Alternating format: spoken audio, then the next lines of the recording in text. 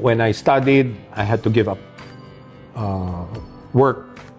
Kasi yun nga, pag na-focus ako, kailangan yun lang. I don't believe in time management. Hindi ako niwala ron. So it's either you focus on it, you focus on it. And then deal with everything that will follow until you achieve the end result. So, if you have problem, it will result, magre-resulta siya ng problema. Financial problems, personal problems, lahat yan. So nung nag-focus ka, nag-roller coaster na ako. Nagkaroon na ako ng pera, nawala na ako ng pera, nagkaroon na ako ng pera, nawala na ako ng pera, nagkaroon ng pera.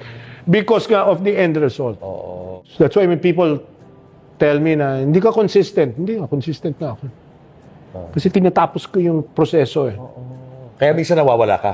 I wanted to become a chef, then daanan mo yung proseso. Mag-aral ka, mag-commie-1 ka. Maglinis ka ng grease trap.